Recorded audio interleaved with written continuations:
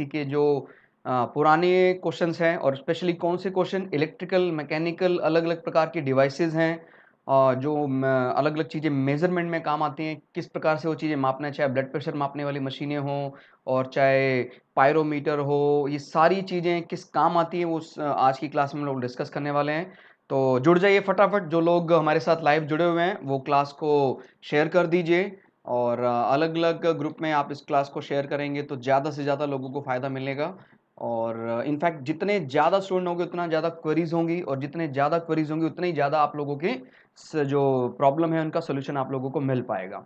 तो शुरुआत करने से पहले एक छोटा सा इंट्रोडक्शन अपने बारे में बताना चाहूँगा। मैं सनत कुमार वाजपेयी, मैंने बीटेक किया इलेक्ट्रॉनिक्स एंड कम्युनिकेशन में CDM state government college Sirsa से और मैंने 12 साल टीचिंग में बिताए हैं। करीब करीब सभी फॉर्मेट में मैंने जनरल साइंस कवर किया है और मुझे बताते बड़ी खुशी है मैं 2 बार माई प्रोग्राम अटेंड कर चुका हूँ दिल्ली में। तो दोस्तों अब स्टार्ट करते हैं आज की क्लास का। यस, तो पहला क्वेश्चन हम लेने वाले हैं। The apparatus use for detecting lie is known as, जो प्राय लाई डिटेक्टर कहा जाता है, झूठ पकड़ने की मशीन, वो इनमें से क्या है? ध्यान रखना है, ये जो लाई डिटेक्टर है इसको कोर्ट में वैसे प्रूफ नहीं माना जाता, बट ये बॉडी का जो रेजिस्टेंस होता है, जब आप कभी तनाव में होते हैं और आप कोई ऐसा स्टेटमेंट देते हैं तो वो ये चीज़ को रिकॉर्ड कर लेता है। क्लियर? क्योंकि आपको पता है हम रिलैक्स्ड मूड में बहुत कम ऐसा होता है कि कोई व्यक्ति रिलैक्स मूड में आसानी से झूठ बोल पा रहा है। कहीं ना कहीं तो बॉडी का जो रेजिस्टेंस है या कह सकते हैं प्रतिरोध है वो बढ़ जाता है और इसको मापने के लिए एक टेस्ट किया जाता है जिसको बोलते हैं पॉलीग्राफिक टेस्ट। ध्यान रखना है, प्राय पॉलीग्राफिक टेस्ट में कुछ उसको पूछना है, पूछा जा सकता है, लेकिन इसको वैसे प्रूफ नहीं माना जाता। तो ध्यान रखना है, कभी इस प्रकार की कोई चीज़ आती है पॉलीग्राफ में अलग अलग प्रकार के इलेक्ट्रोड लगाए जाते हैं बॉडी में और कुछ कुछ समलाइट जैसे आपने शायद देखा हो, शायद ईसीजी होता है इलेक्ट्रोकार्डियोग्राफ में, और इनके जो पल्सेस हैं इनमें जो वेरिएशन आता है, यानी बड़ा वेरिएशन का माने इस समय वो तनाव में है, स्ट्रेस में है।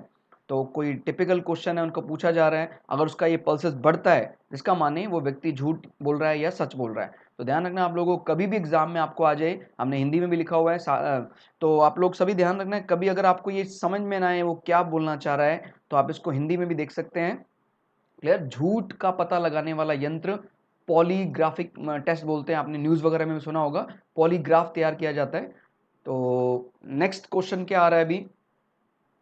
फोनोमीटर। Phonometer is used to measure which one of the following. जो फोनोमीटर होता है वो क्या चीज काम आता है हमारे? फोनोमीटर, ध्यान रखना है, फोनोमीटर जो है वो इनमें से 4 ऑप्शन है, क्लियर करना है किस काम आता है हमारे। The power of brightness of light, क्या वो जो लाइट का ब्राइटनेस लेवल मापने में काम आता है, या एक्सट्रीमली हाई टेम्परेचर मापने में काम आता है।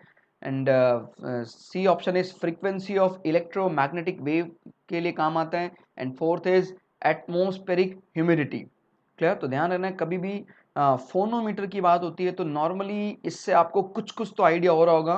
फोन का माने नॉर्मली हम ऑडियो या फ्रीक्वेंसी की बात कर रहे हैं, तो आपको ध्यान देना है कभी आप इसको डिटेक्ट ना कर पाए तो वो भी आप थोड़ा सा अंदाजा लगा सकते हैं।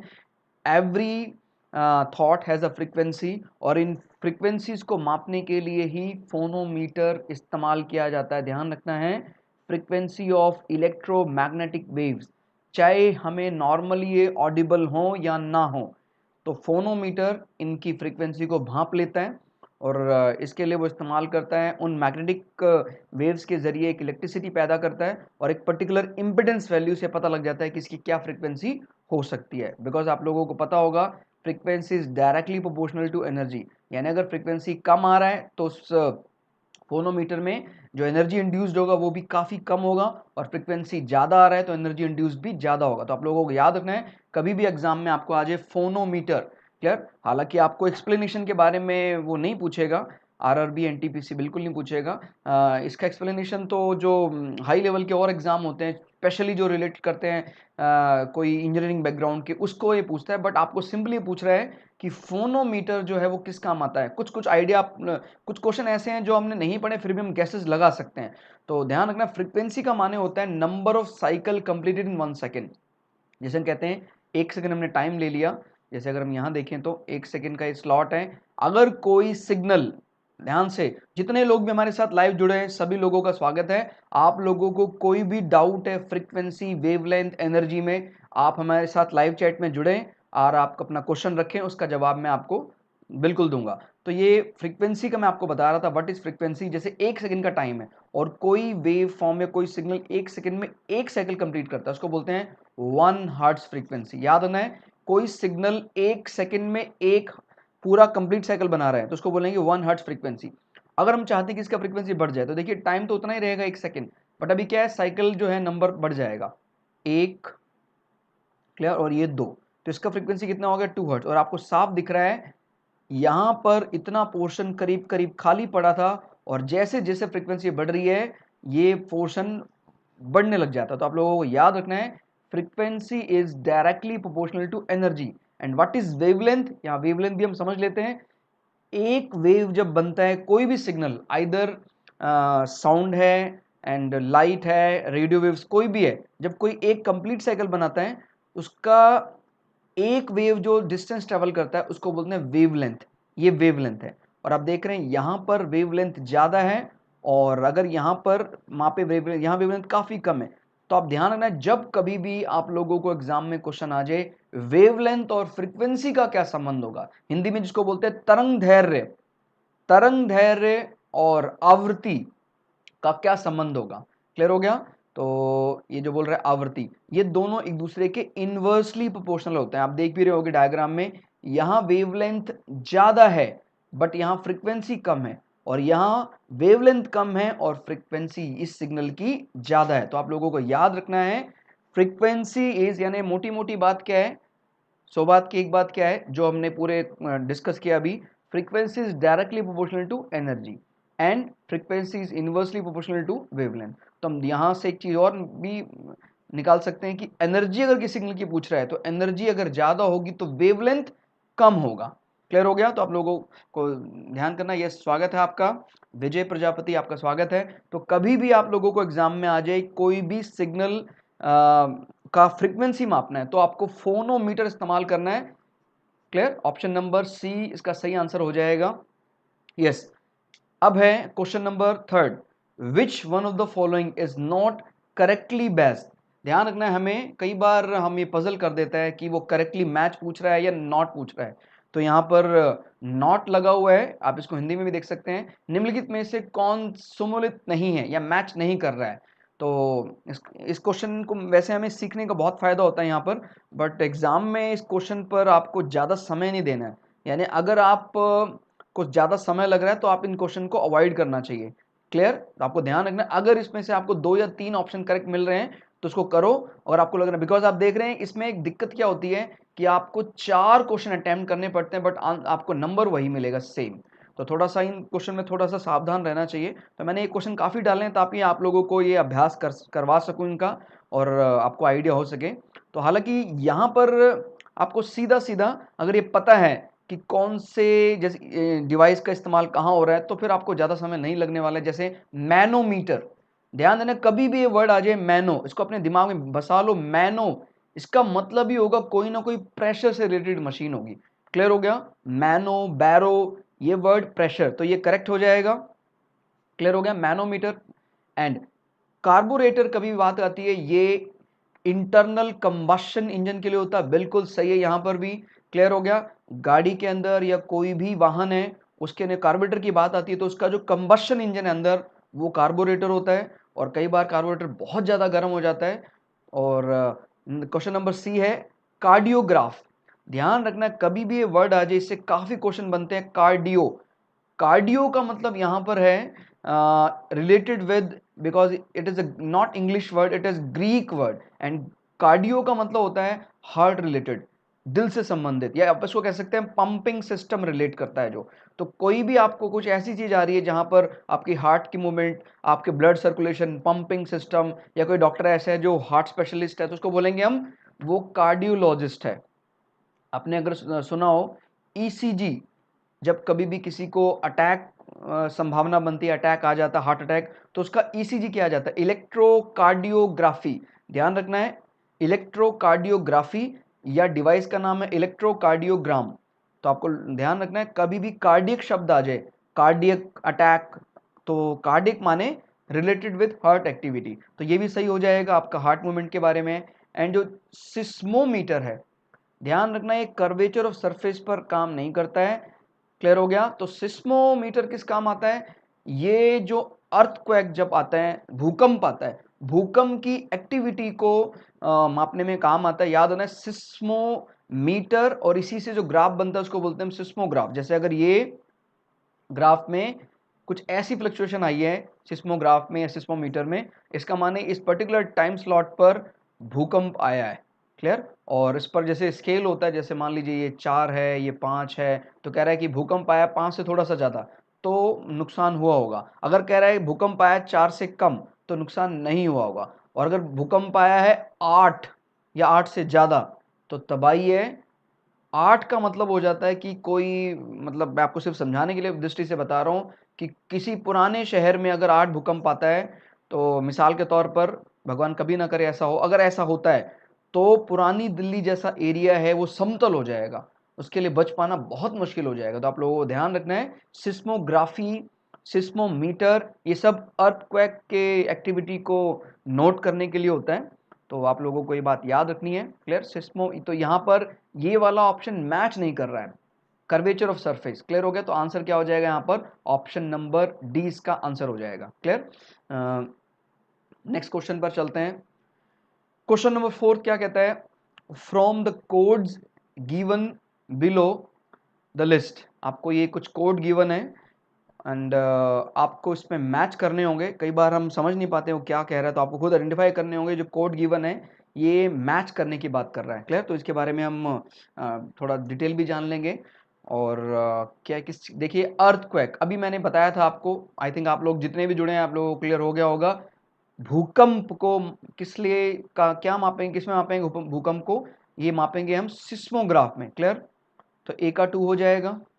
एंड ऊंचाई मापने के लिए, याद है ना, ऊंचाई मापने के लिए जैसे आपने सुना होगा एल्टीट्यूड, तो अल्टीमीटर से मापा जाता है ऊंचाई, अल्टीमीटर। विद्युत धारा या इलेक्ट्रिक करंट मापा जाता है एमीटर में। एंड प्रतिरोध की जो यूनिट है वो है ओम। तो इन चारों के बारे में तो अगर हम मैचिंग करें तो देखिए आप, ए का क्या आ रहा है? ए का 2 आ रहा है, ठीक है, ए का 2 आ रहा है। एंड बी का 3 आ रहा है, क्लियर है। एंड सी का 1 आ रहा है।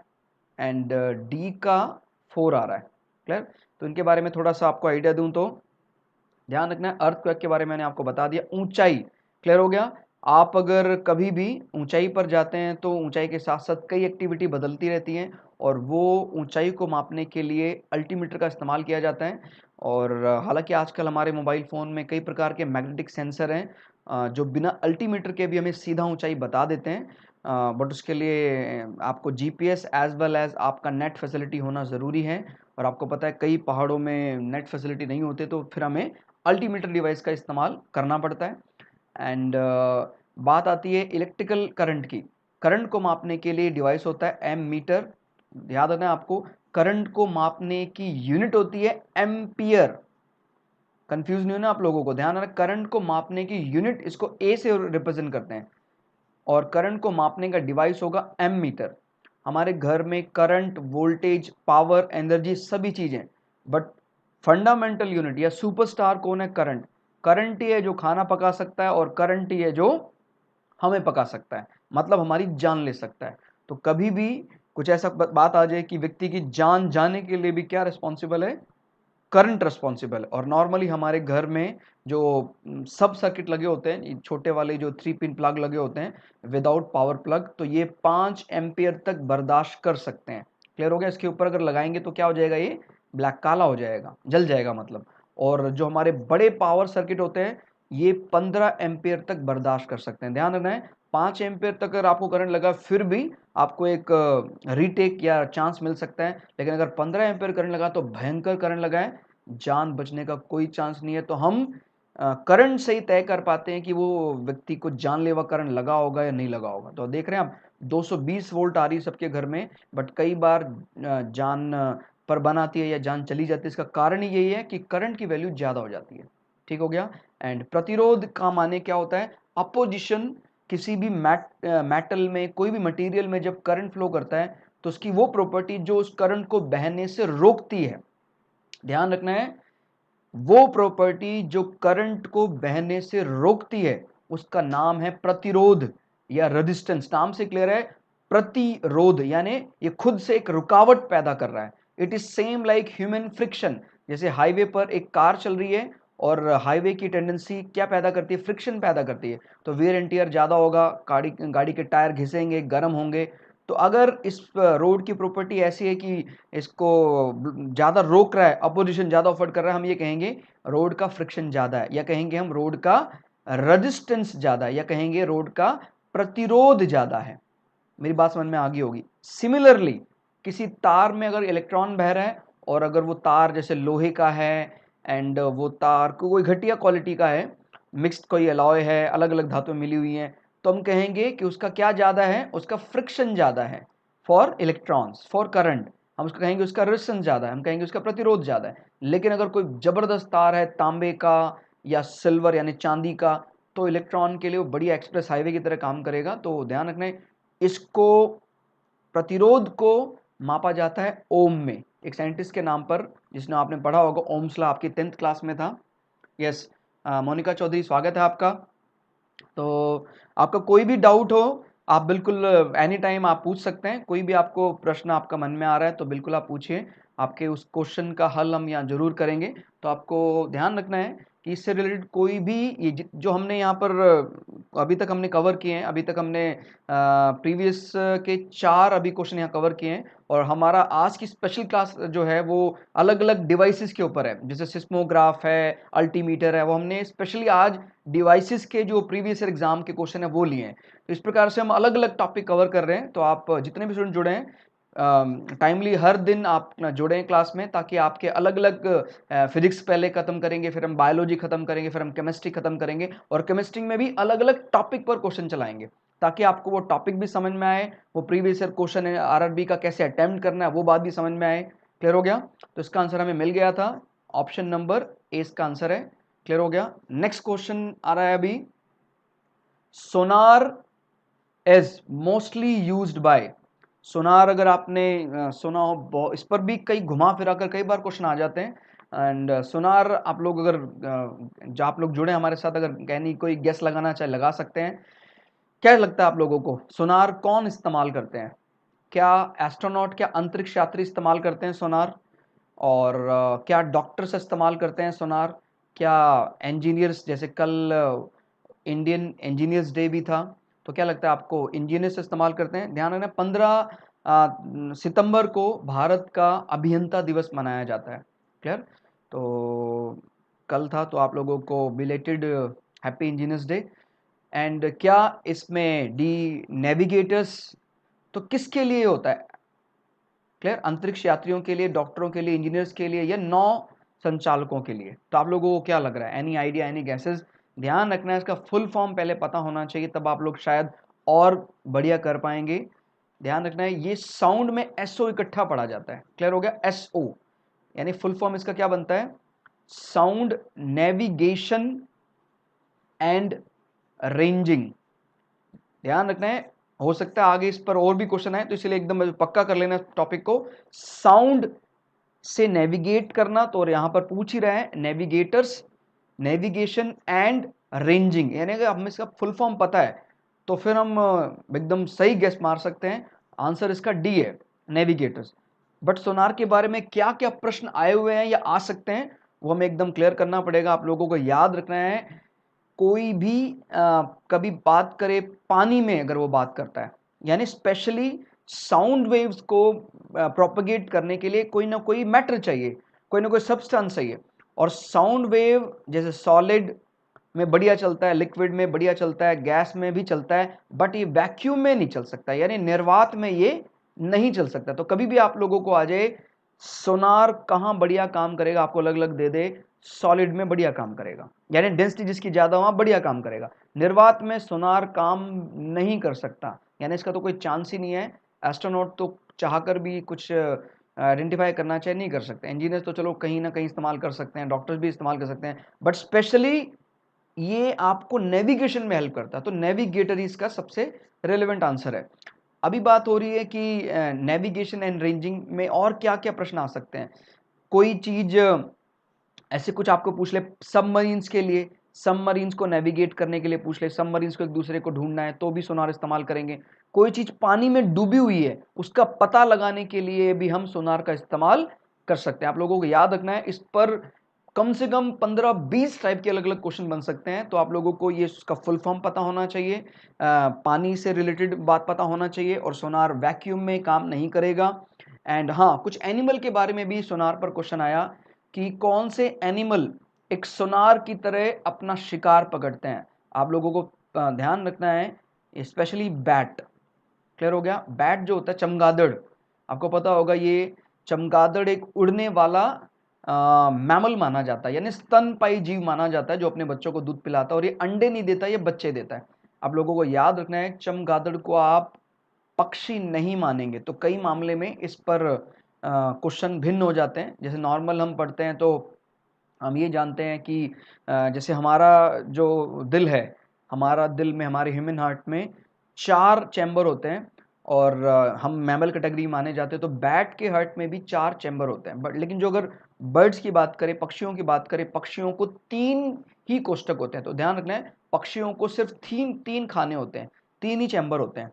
ठीक है, इसी प्रकार से एलिगेटर्स को भी, घड़ियाल है, इसको भी 3 कोष्ठक होते हैं, 3 चैम्बर होते हैं। तो आप लोगों को याद रखना है, कभी भी बैट की बात आ जाए, ना सिर्फ बैट एक चलता फिरता सोनार है। रात को आपने देखा होगा वो शिकार पकड़ता है बैट, और काफी बड़े बैट भी होते हैं। लाइक ये क्वेश्चन भी आया एक बार, फॉक्स बैट, लोमड़ी चमगादड़ बहुत बड़े होते हैं। इनफैक्ट इतने बड़े होते हैं कि ये किसी बड़े स्तनपायी, जैसे गाय भैंस अगर बाहर बंधे हैं तो उनका खून भी पी सकते हैं, ये फॉक्स बैट। तो जो ये कोई भी बैट हो, नॉट ओनली फॉक्स बैट, कोई भी बैट है, वो सोनार की तरह काम करता है, और रात में उतनी तेज वो देख नहीं सकता, इतनी तेज वो सुन सकता है। आप लोगों को याद रखना है, आपके पानी में जो एक मछली पाई जाती है डॉल्फिन, सबसे समझदार मछली पाई जाती है, डॉल्फिन मानी जाती है। और भारत की भी जो हमारी नेशनल फिश है वो गंगा नदी की डॉल्फिन है, वो भी एक चलता फिरता सोनार है। क्लियर हो गया? तो उस पर बहुत क्वेश्चन है, चूकना नहीं है आप लोगों को, एकदम प्रिपेयर रहना है। यानी आपकी जो इस बार आप लोग अटेम्प्ट के लिए जाएंगे, 1 नंबर 2 नंबर का जो चांस किसी को रह गया, अगर सर लास्ट टाइम 1 नंबर से रह गया था, 2 नंबर से रह गया था, वो चूकना नहीं आप लोगों को। क्लियर हो गया? तो सोनार को अच्छे से क्लियर कर लेना, ये एनिमल एक सोनार की तरह काम करते हैं। ठीक हो गया? तो नेविगेटर्स में काम करता है। एंड मैं जो बता रहा था, डॉल्फिन भी एक चलता फिरता सोनार क्यों है, बिकॉज वो अपने मुंह से साउंड ऐसे छोड़ता है जो टकरा कर उसको वापस जाती है, तो उसको एक नेविगेशन मैप मिल जाता है, इसीलिए वो सबसे कम मरती है सुनामी में। कभी सुनामी आता है उसको पहले ही पता लग जाता है, वहां से वो निकल जाती है। ठीक हो गया? नाउ क्वेश्चन नंबर 6 क्या कह रहा है, the apparatus used to measure intensity of sound. जब कभी बात आती है जो ध्वनि है उसकी इंटेंसिटी को मापने के लिए हम इनमें से कौन सा डिवाइस या कौन सा इंस्ट्रूमेंट इस्तेमाल कर सकते हैं?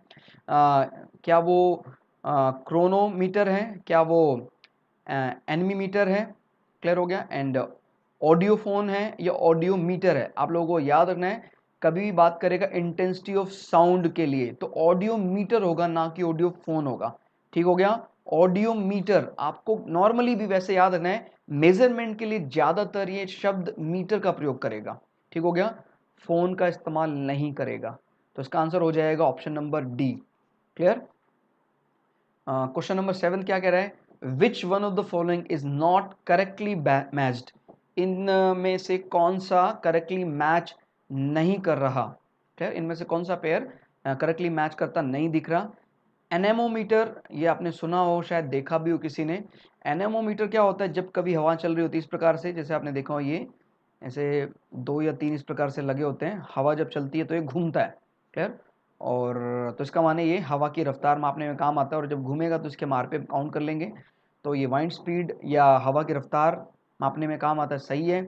एमीटर किस काम आता है? इलेक्ट्रिक करंट को मापने के लिए, तो ये भी सही है।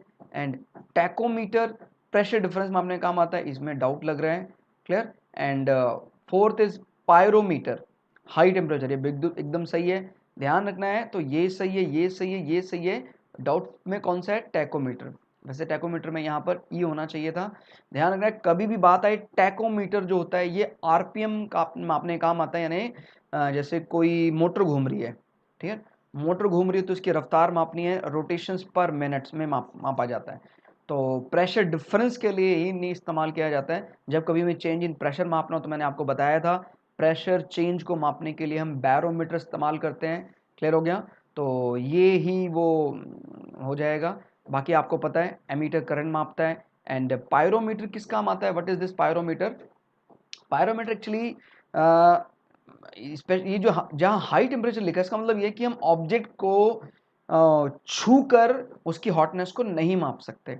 इतना गर्म है, जैसे सन का टेम्परेचर मापना है तो आपको पता है सन का जो कोर का टेम्परेचर है वो तो पता है आपको 3 लाख डिग्री सेल्सियस है। सरफेस का टेम्परेचर भी 3000 डिग्री सेल्सियस से ज़्यादा है। तो वो कैसे आइडेंटिफाई करते हैं? वहां से जो पर्टिकुलर लाइट वो एमिट करता है, वो लाइट जब हम एक पर्टिकुलर सरफेस पर वो गिरती है तो वो जो चेंज इन रेजिस्टेंस के कारण जो इलेक्ट्रिसिटी पैदा होती है वो पायरोमीटर में हमें मापी जा सकती है। तो आप लोगों को याद रखना है पायरोमीटर कभी भी चीज के कंडक्शन या कहीं इसको स्पर्श करके नहीं मापेगा, काफी दूर से इस चीज को मापता है। तो इसका आंसर क्या हो जाएगा अभी? टैकोमीटर। टैकोमीटर जो वक्त गोल घूम रहा होता है उसके स्पीड को मापता है। क्लियर? यानी कहें आरपीएम को मापता है, रोटेशंस पर मिनट। और इसमें हम क्या इस्तेमाल करते हैं? माइक्रोवेव। क्लियर? आप लोगों को याद रखना है ये जो पुलिस जो चालान करती है, आपने सुना होगा अभी स्पीड का चालान आप लोगों का हुआ हो या पढ़ा हो आपने। पुलिस कार जो आमने सामने खड़ी होती है वो भी दो उनके पॉइंटर होते हैं, दो पॉइंटर के बीच में अगर आप वाहन तेजी से निकालेंगे तो उस वाहन की एग्जैक्ट लोकेशन इनके मीटर में आइडेंटिफाई हो जाएगी। यानी जैसे इस पॉइंट से कोई क्रॉस किया और यहाँ पहुँच गया तो उनको पता लग जाएगा कि स्पीड से जाएगा तभी वो पहुंच सकता है। तो वहां पर भी हम माइक्रोवेव या सूक्ष्म तरंगों का इस्तेमाल करते हैं जो मनुष्य की आंखों से नजर नहीं आ सकती। तो आपको ध्यान देना है टैकोमीटर का कुछ यही प्रिंसिपल है, आरपीएम में क्या काम आता है। और जो टैकोमीटर में वेव इस्तेमाल होती हैं वही वेव्स इस्तेमाल करते हैं स्पीडोमीटर वाले भी। क्लियर हो गया? ये जो पुलिस कार स्पीडोमीटर लगा होता है वो भी माइक्रोवेव या सूक्ष्म तरंगों का इस्तेमाल करता है। ठीक है? नाउ क्वेश्चन नंबर 8 क्या बोल रहे हैं? विच one of the following is not correctly matched? निम्नलिखित युग्मों में से कौन सा सही सुमेलित नहीं है? ठीक है, तो ये कुछ आपको पुराने क्वेश्चन से आपकी मदद कर पा रहा है। मैंने आपको बता दिया टैकोमीटर, मैंने आपको बताया था वाहनों के पहियों द्वारा तय की गई दूरी के यंत्र को माप लेता है, बिकॉज आरपीएम काउंट करेगा तो ये बता देता है कितना दूरी तय किया है। तो टैकोमीटर तो सही है। एंड ओडोमीटर जो है measuring instrument for frequency of electromagnetic wave. ठीक है, तो ओल्डोमीटर ये भी करेक्ट हो जाएगा। इसको ऑडियोमीटर या ऑडियोफोन भी कह सकते हैं। And this is not audio, this is odometer. ध्यान देना, ओंडोमीटर। अगला है हमारा ऑडियोमीटर जो ध्वनि तीव्रता मापक यंत्र है, ये भी ठीक हो जाएगा। एंड एमीटर, और आपको ऐसा लग रहा होगा कि सर चारों ही ठीक है। ये एमीटर अगर आप इसको ध्यान से पढ़ें एक बार, देखिए क्या बोल रहा है, measuring instrument for electric power. बस यही गड़बड़ थी, यहां तक तो सेंटेंस सही है और इस कारण से ज्यादातर बच्चे इस क्वेश्चन का गलत जवाब देंगे। तो आप लोगों को याद रखना है ऐसे क्वेश्चन से आप लोगों को बिल्कुल सावधान रहना है। और बिकॉज अभी हम पढ़ के आए हैं जो एमीटर होता है, एमीटर क्या मापता है? इलेक्ट्रिक करंट मापता है। और वो बात कर रहा है पावर की। पावर मापने के लिए हम इस्तेमाल करते हैं वाट मीटर। मेरी बात ध्यान रखना, watt meter not volt meter, different चीजें हैं। पावर को मापने की ऐसा यूनिट है वॉट, एंड इसको मापने के लिए इस्तेमाल करते हैं वॉट मीटर। और कभी वोल्टेज की बात आएगी तो वोल्टेज को मापने का यूनिट है volt, and instrument is volt meter. Clear हो गया? तो आप लोगों को याद रखना है। कभी भी आपको एक बढ़िया इंटरेस्टिंग बात बताता हूँ जो आपके एग्जाम में भी आपकी हेल्प करेगा। कभी भी आप लोगों को कोई भी डिवाइस खरीदने जाना हो, लाइक आपका टीवी, एसी, फ्रिज, कोई भी इलेक्ट्रिकल डिवाइस, तो आपको ये दो चीज़ें पता होना चाहिए। एक तो कितने वॉट का चाहिए और एक कितनी वोल्ट का चाहिए। अगर आपको ये दो चीज़ें पता हैं तो आप बिल्कुल खरीद सकते हैं। इलेक्ट्रिकल डिवाइस की बात कर रहा हूँ। क्लियर हो गया?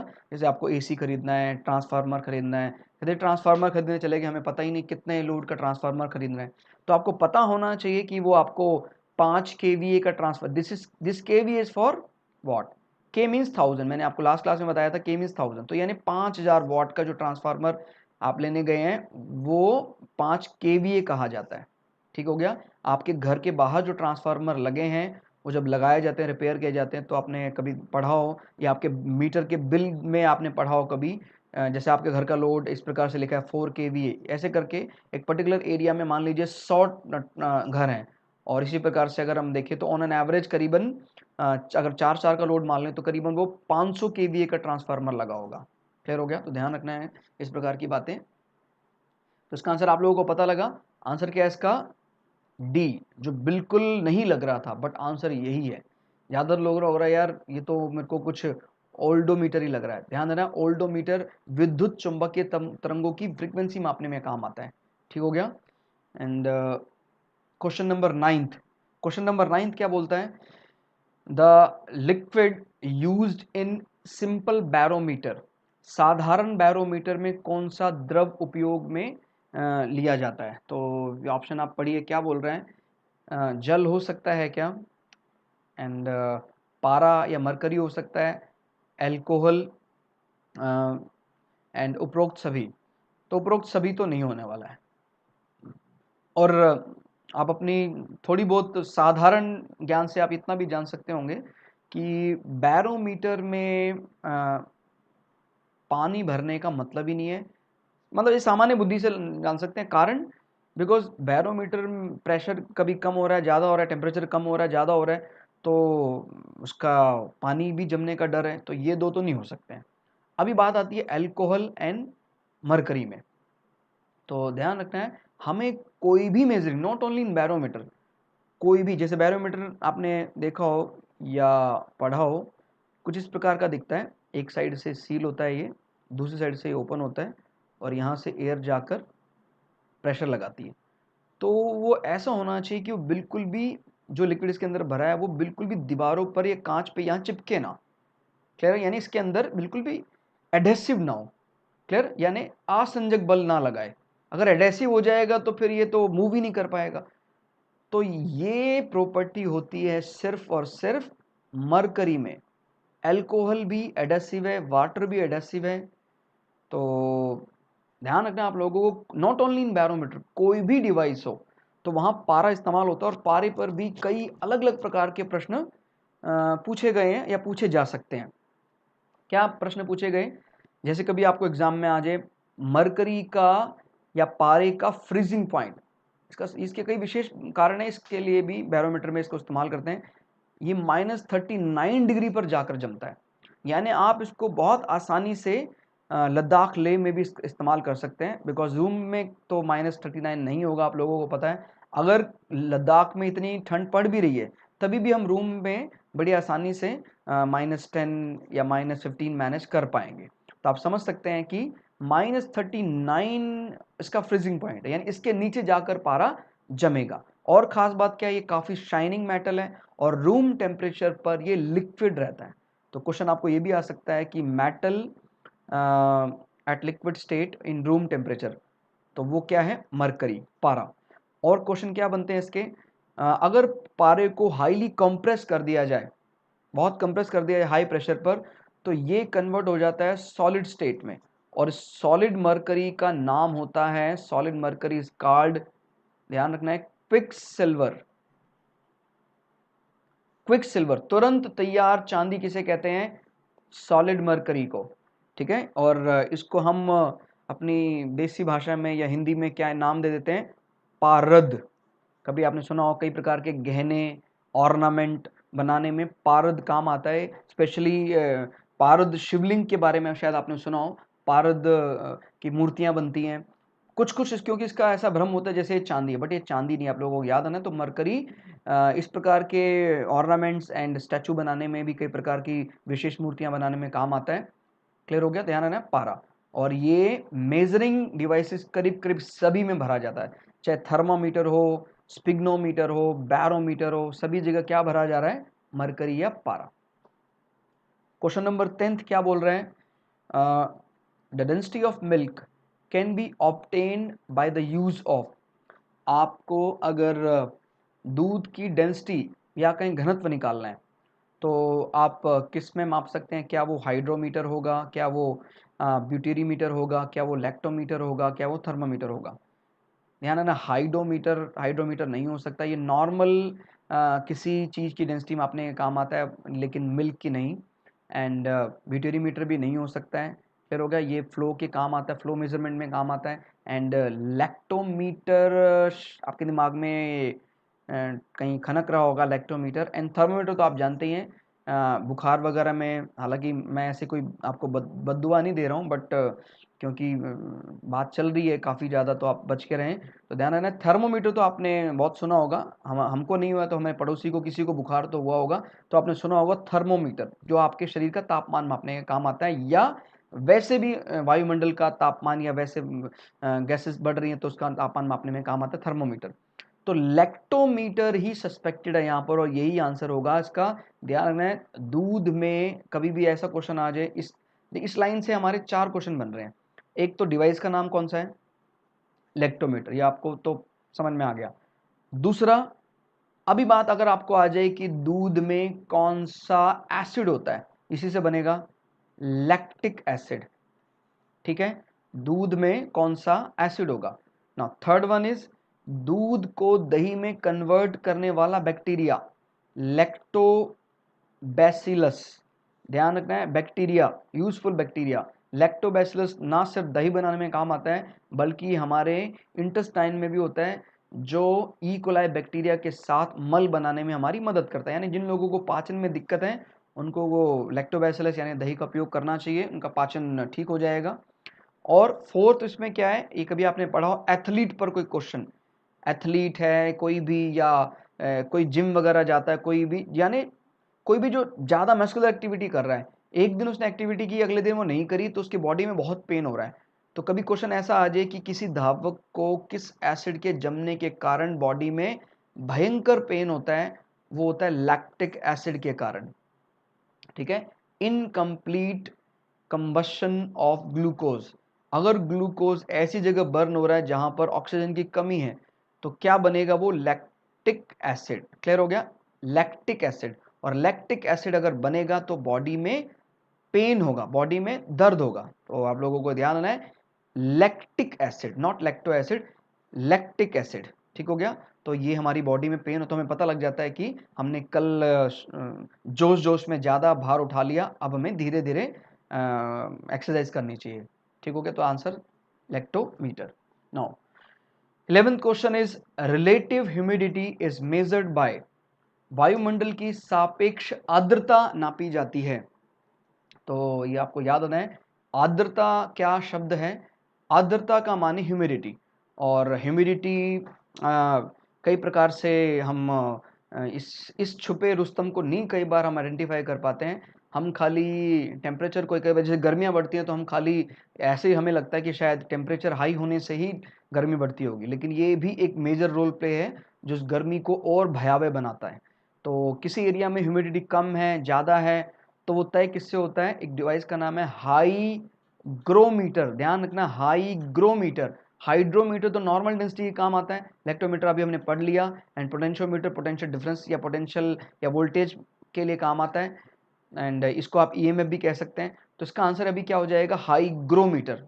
ध्यान रखना है, किसी एरिया में जब तक ह्यूमिडिटी नहीं होगी, तब तक कई ऐसी प्रकार की फसलें हैं वो नहीं हो सकती हैं, बिकॉज ह्यूमिडिटी जब ज़्यादा होती है उस समय कई प्रकार के यूजफुल बैक्टीरिया भी बहुत पैदा होते हैं, और इसी ह्यूमिडिटी के कारण हम धान की बुआई कर सकते हैं। तो आप लोगों को याद रखना है, कई लोग इसको बदनाम करते हैं कि ह्यूमिडिटी नहीं होनी चाहिए। अगर ह्यूमिडिटी नहीं होगी तो हम धान की बुआई नहीं या चावल की बुआई नहीं कर सकते, आप लोगों को और एक चीज़ और, हम कहीं भी गर्मी का अंदाज़ा सिर्फ हाई टेम्परेचर से नहीं लगा सकते हैं, हमें ह्यूमिडिटी भी देखना पड़ेगा। जैसे अगर मान लीजिए थोड़ी देर के लिए, जैसे राजस्थान में एक शहर है चूरू, शायद आपने सुना हो, और वो टेम्परेचर में काफ़ी ज़्यादा हाई, कई बार 48, 49, 50 तक तापमान चला जाता है।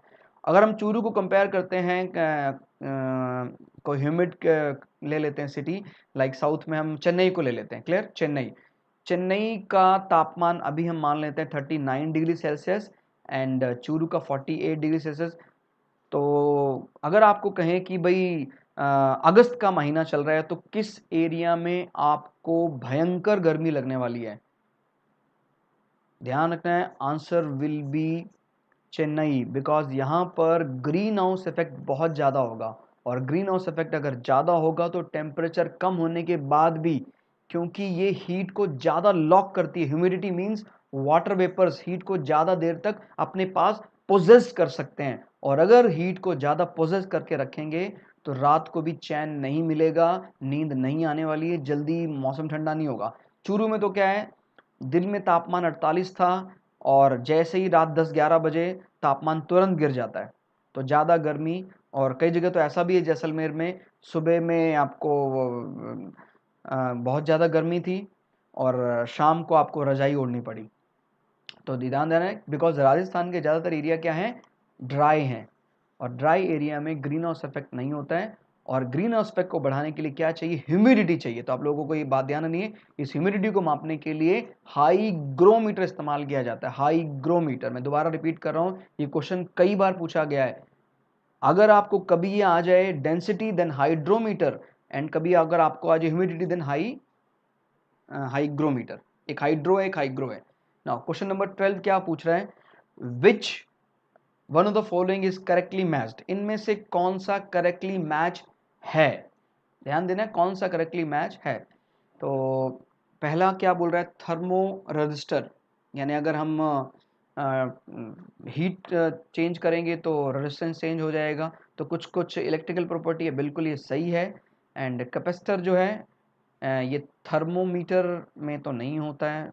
एंड बाइपोलर जंक्शन ट्रांजिस्टर, यानी इसको शॉर्ट में बोलते थे बीजेटी, रेक्टिफायर में काम नहीं आता है। ध्यान रखना, नॉर्मली रेक्टिफायर एक डायोड होता है, कोई ट्रांजिस्टर या बीजेटी नहीं होता है। And junction diode is not amplifier, amplifier के अंदर एक ट्रांजिस्टर लगता है, तो ना तो ये मैच कर रहा है, ना ये मैच कर रहा है, ना ये मैच कर रहा है, तो answer will B thermo register. ध्यान रखना, थर्मो रजिस्टर का थोड़ा सा मैं आपको आइडिया दूं तो उस पर जब गर्मी पैदा होती है, जैसे ये दो हमने ले लिए पार्ट अलग, जब गर्मी पैदा होगी तो उस गर्मी के कारण उसका जो इलेक्ट्रिसिटी कंडक्शन है वो चेंज होगा, जिससे इसका जो रेजिस्टेंस है वो बदल जाएगा, और इसी को हम माप लेते हैं। तो ये इलेक्ट्रॉनिक थर्मोमीटर को मापने में काम आता है, यानी कहीं आप गर्मी हो रही है, उससे उसका रेजिस्टेंस चेंज हो रहा है, और उस रेजिस्टेंस को आप कहीं भी, जैसे आपने कभी सुना हो ब्रिज वेव रेक्टिफायर में इसका इस्तेमाल करके या व्हीटस्टोन ब्रिज में इसका इस्तेमाल करके हम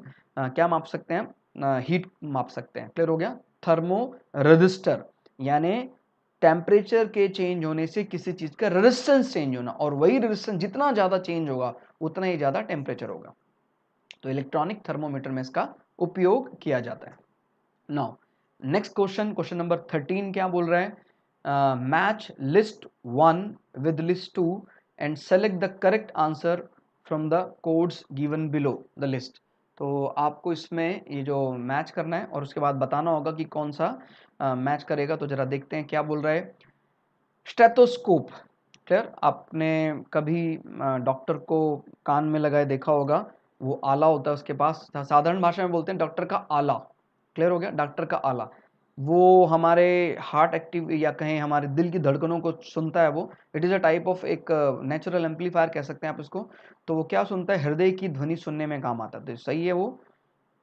आप लोगों को याद रखना है, स्टेथोस्कोप कभी भी किसी बच्चे के कान में नहीं लगाना चाहिए, मतलब कान में लगाकर उसको खेलने के लिए नहीं देना चाहिए। जैसे फैमिली में कोई डॉक्टर है कोई ऐसे, तो कभी भी अगर आपने बच्चे को लगाया और वो आला उसने फेंक दिया तो वो बहरा हो सकता है। ये कहने आप, कभी आपको डॉक्टर मेजरमेंट कर रहा है और उसने कान में वो आला लगा रखा है, तो अगर आप उसके जो रिसीवर पॉइंट को जो वो टच करता है, आपने तेजी से ऐसा मारा, तो वो डॉक्टर का कान का पर्दा भी फट सकता है, because it is a type of sound amplifier. Clear हो गया, तो साउंड जैसे लब डब की साउंड सुनते हैं या घड़घड़ाहट की नॉइस आती है, तो आपको जुकाम है या दिल की एक्टिविटी मापने में काम आता है स्टेथोस्कोप। तो ये साउंड रिफ्लेक्शन मापने में काम आता है। And second one is sphygmomanometer, sometime इसको स्पिग्नोमीटर कह देता है या स्पिग्नोमैनोमीटर भी कह देता है, दोनों करेक्ट हैं।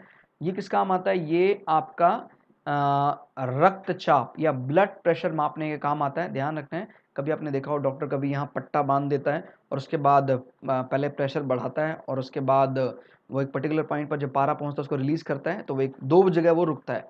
तो जहाँ वो पहले रुका था वो हमारा हाई ब्लड प्रेशर था और जहाँ वो बाद में रुका वो हमारा लो ब्लड प्रेशर था। तो ध्यान रखना, स्पिग्नोमीटर में कोई आदमी अगर नॉर्मल बीपी दिखा रहा है तो वो 120 से 80 mm के बीच में होता है। This is our high blood pressure and this is low. किसी किसी व्यक्ति को हाई में दिक्कत होती है, किसी को लो में, और कई बार कई व्यक्तियों को दोनों में परेशानी आ सकती है। जैसे 120 वाला 140 चला गया और 80 वाला 60 चला गया, तो ऐसे पेशेंट बहुत क्रिटिकल होते हैं। इनको दवाई देने से पहले 10 बार सोचना पड़ता है, तभी भी हम तब दवाई दे पाते हैं। ठीक हो गया। एंड कैरेटोमीटर, तो थोड़ा आपको ध्यान आ रहा होगा, कैरेट सोने की शुद्धता में काम आता है। सबसे शुद्ध सोना माना जाता है 24 कैरेट का, और वैसे गहने बनते हैं 22 कैरेट के। तो कभी भी आपको 22 कैरेट 18 कैरेट, तो जैसे क्वेश्चन आ गया 18 कैरेट में कितना सोना है, तो 18/24 गुना में 100, तो कितना आ गया, 75% सोना है। बाकी उसमें क्या होगा, सुहागा, यानी उसमें कॉपर एंड सिल्वर एलॉय मिलाया हुआ है। तो आप लोगों को याद रखना है 18 कैरेट में इतना, ऐसे 24 कैरेट में 24/24 गुना 100 यानी 100% सोना। एंड लक्स मीटर, या आप इसको कह सकते हैं जो ल्यूमिनस इंटेंसिटी, क्लियर हो गया, ल्यूमिनस इंटेंसिटी कैंडल लाइट मापा जाता है। तो ये कहीं ना कहीं आपको ल्यूमिन से रिलेट कर रहा है, तो प्रकाश की चमक मापने में काम आता है। क्लियर हो गया। जैसे अगर मैं आपको 4 अलग अलग बल्ब दे दूं 10-10 वाट के, क्लियर है, वाटेज बराबर है लेकिन बल्ब अलग अलग है। जैसे एक मैंने आपको 10 वाट का दे दिया नॉर्मल टंगस्टन का बल्ब, पीला रोशनी वाला, और एक मैंने आपको दे दिया CFL, एक मैंने आपको दे दिया नियॉन बल्ब, एक मैंने आपको दे दिया LED 10-10 वाट के। तो अगर ये 4 बल्ब ऑप्शन में है तो किसका लक्स वैल्यू या किसका कैंडिला वैल्यू या किसका ल्यूमिनस इंटेंसिटी सबसे ज्यादा होगा? Answer will B LED, light emitting diode का सबसे ज्यादा होगा। ठीक हो गया। सबसे कम होगा टंगस्टन वाले का, जो नॉर्मल हमारे बल्ब होते हैं, हीट लॉस ज़्यादा करते हैं। इसके बाद हमारा जो स्टार वो CFL, और कई जगह नियॉन बल्ब का इस्तेमाल होता है। नियॉन बल्ब पीली रोशनी देता है और इसकी पहचान होती है, ये इनर्ट गैस इसके अंदर नियॉन होती है। बट अब नियॉन बल्ब का ज़माना धीरे धीरे जा रहा है, ये सारे बल्ब, इनफैक्ट सब बल्ब का ज़माना जा रहा है। कौन कौन पीट रहा है इन बल्बों को? LED। फ्यूज़ भी नहीं होता, आसानी से खूब चलते हैं LED bulb, light emitting diode. जब से इनफैक्ट ये बल्ब आए हैं तो बेचारे बल्ब इंडस्ट्री वाले तो सोच रहे हैं यार ये कब आएगा बल्ब अगला लेने, कुछ पता ही नहीं लगता। एक बल्ब सालों चल रहे हैं, 5 साल हो गए, 6 साल हो गए, ख़राब ही नहीं हो रहे हैं। तो नाउ मैंने आपको ये पहले बता दिया, तो इसमें आपको अब समय नहीं लगना चाहिए, तो इसका आप आंसर दे सकते हैं सभी। रडार, ये सोनार जो था वो भी कुछ कुछ इसी से रिलेट कर रहा था। क्लियर। तो मैंने सोनार के बारे में बताया, तो कुछ कुछ इसी प्रकार से रडार होता है। तो ध्यान रखना है, ये था साउंड नेविगेशन एंड रेंजिंग, और ये है radio detection and ranging. Clear हो गया। तो किस काम आता है ये? Detecting object by using the light waves, नहीं लाइट नहीं है, यहाँ पर लिखा हुआ क्या, रेडियो। तो ये हो जाएगा determining the presence and location of object with radio waves. Clear हो गया। ये नहीं होगा। And reflecting of sound waves, तो आप सोनार में कह सकते थे बट यहाँ नहीं है sonar. And tracking of rain bearing cloud, नहीं वैसा नहीं है। तो ध्यान रखना, रडार हम कहाँ इस्तेमाल करते हैं? रडार एयरक्राफ्ट में होता है। ठीक है, वायुयान में रडार होता है, आपस में एक दूसरे से कम्युनिकेट करने के लिए, या जो जमीन में भी जो सेंटर होते हैं इनको बोलते हैं ATC control, air traffic control वाले। जो एयरक्राफ्ट जो प्लेन उड़ रहे होते हैं, कोई कमर्शियल प्लेन हो या कोई फाइटर जेट हो, इनको दिशा बताने के लिए वो रडार का प्रयोग करते हैं, रडार से कम्युनिकेट करते हैं। क्लियर हो गया। Radio detection and ranging. ठीक है। Now question number 15। तो 15वां क्वेश्चन क्या कह रहे हैं? विच one of the following quantity is measured on Richter scale? ध्यान रखना है, रिएक्टर स्केल किस काम आता है? क्या ये स्पीड ऑफ ग्लेशियर मापने में काम आता है, हिम नदी की चाल? क्या ये पॉपुलेशन ग्रोथ मापने में काम आता है, इंटेंसिटी ऑफ अर्थक्वेक? या टेम्परेचर इनसाइड द अर्थ? तो ध्यान रखना है, कभी भी बात आती है रिएक्टर स्केल, मैंने आपको मेरे ख्याल पहला दूसरा क्वेश्चन में बताया था, एक जो ग्राफ होता है seismo, clear, seismograph.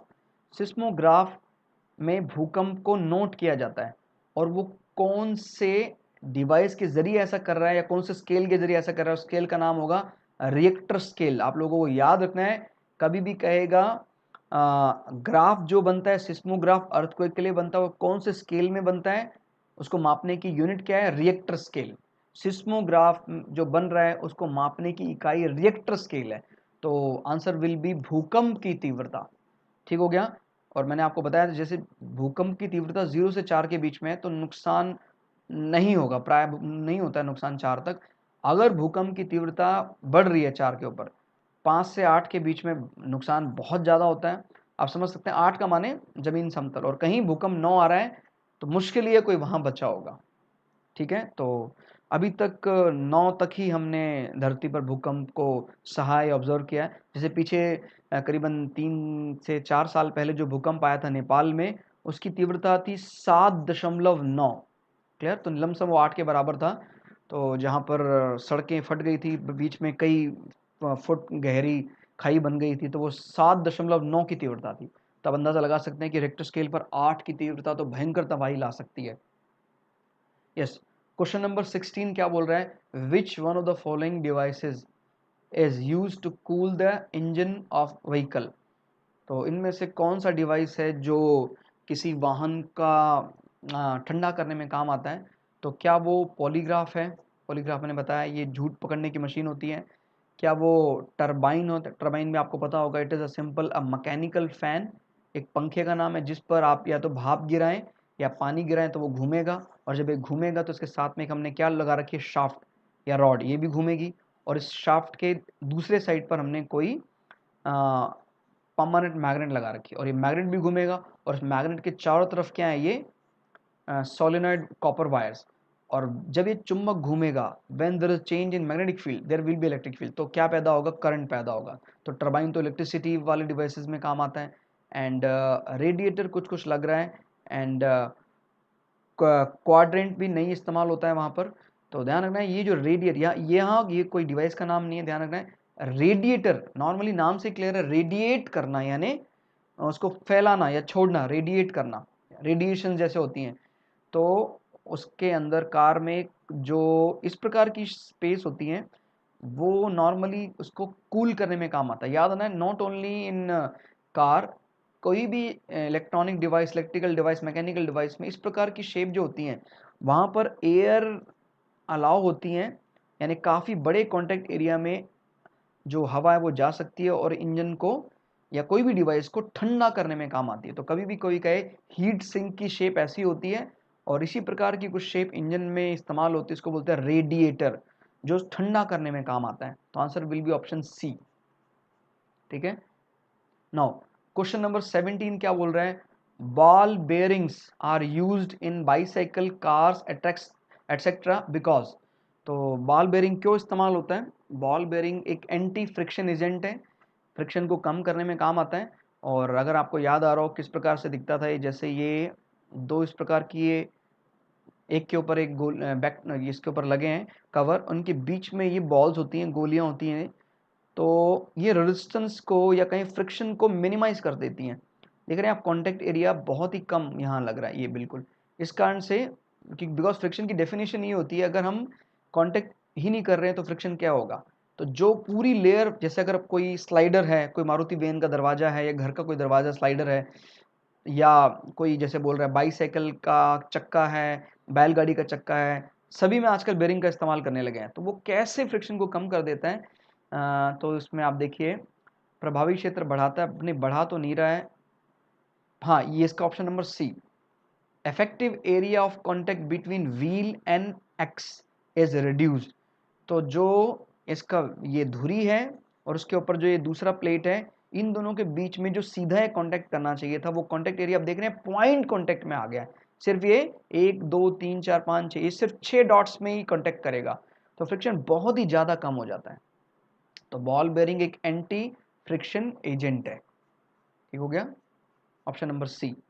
Now question number 18 क्या बोल रहा है, 18वां क्वेश्चन कह रहा है कि match list 1 with list 2 and select the correct answer from the code given below. तो आपको उसमें करेक्ट पेयर को मैच करना है। तो हम देखते हैं प्रकाश से विद्युत, प्रकाश गिरेगा तो विद्युत बनेगा किसमें, सोलर पैनल या सोलर सेल में बनेगा ऐसा। एंड विद्युत से ध्वनि, विद्युत से ध्वनि किस में आती है, स्पीकर में, ठीक है। मैं बोल रहा हूँ स्पीकर में, आप लोग सुन रहे हैं तो लाउड स्पीकर इलेक्ट्रिकल को साउंड में कन्वर्ट कर रहे हैं। एंड द्रव्यमान से ऊर्जा यानी मास टू एनर्जी कन्वर्जन किसमें होता है, एटम बम या एटॉमिक रिएक्टर में ऐसा होता है। एंड रासायनिक से ऊष्मीय या प्रकाश ऊर्जा, कोई भी फ्यूल नॉर्मल जल रहा है तो ऐसा होगा। तो यहाँ पर आप देखें क्या ऑर्डर बन रहा है अभी, ए का 4, ए का 4 है क्या, प्रकाश को कन्वर्ट कर रहा है, यस ए का 4 एंड बी का 3, बी का 3 एंड सी का 2 एंड डी का 5। तो इसका ऑप्शन नंबर बी करेक्ट है, ठीक हो गया। तो आप लोगों को ध्यान रखना है ये, ठीक है। तो लाउड स्पीकर का काम जो है माइक का ठीक उल्टा है। जैसे मैं माइक में बोल रहा हूँ तो साउंड को ये कन्वर्ट कर रहा है इलेक्ट्रिकल में। आप लोग मेरी आवाज़ सुन रहे हैं कोई ना कोई स्पीकर में, हेडफोन में, तो वो क्या है, इलेक्ट्रिकल को साउंड में कन्वर्ट कर रहा है।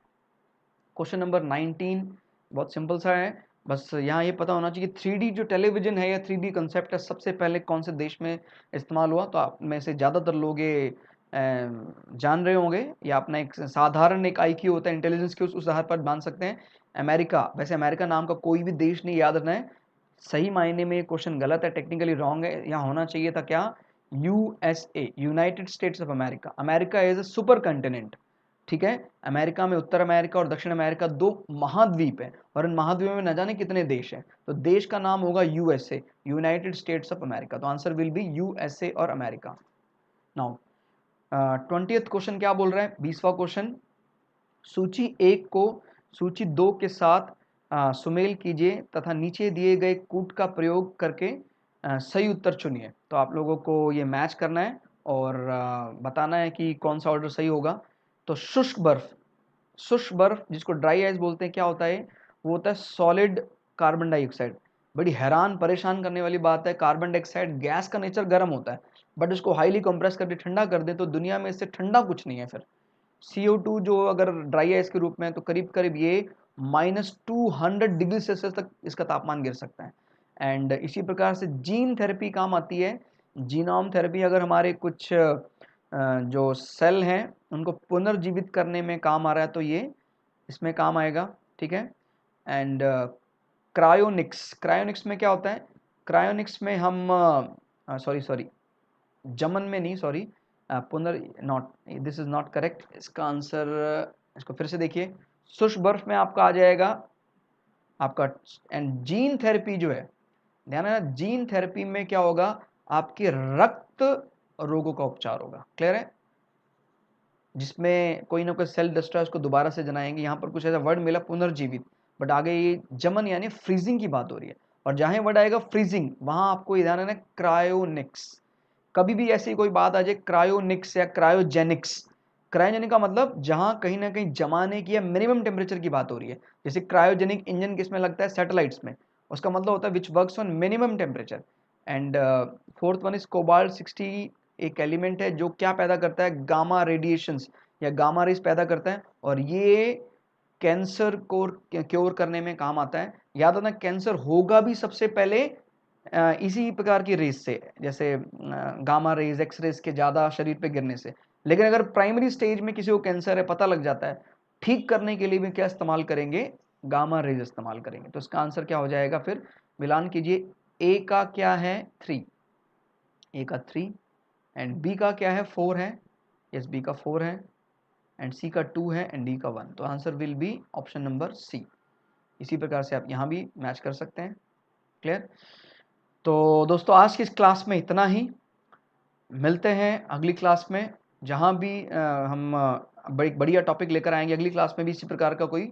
और आप लोगों से रिक्वेस्ट करूंगा, अगर आपने इससे पहले वाली क्लास नहीं लगाई है तो आप जरूर प्लेलिस्ट में जाएं और इससे पहले वाली क्लासेस को शुरू से लेकर एंड तक यहाँ पहुँचे।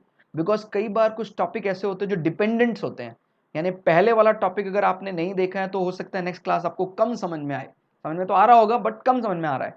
तो मैं आप लोगों से रिक्वेस्ट करूंगा प्लेलिस्ट को शुरू से लेके एंड तक सारा देखें, और मैं यकीन दिलाता हूं आप लोगों का, आपका इस बार आरआरबी एनटीपीसी नहीं रहेगा, बिल्कुल क्लियर होगा। अगर लास्ट टाइम किसी बच्चे का रह गया 1-2 नंबर से और मान लो कोई फर्स्ट टाइम भी कर रहा है, तो आप एकदम सही प्लेटफॉर्म पर हैं। आप मेहनत कीजिए, आप लोगों को रिजल्ट जरूर मिलेगा। तो दोस्तों, इसी शुभकामना के साथ जय हिंद, जय भारत, धन्यवाद।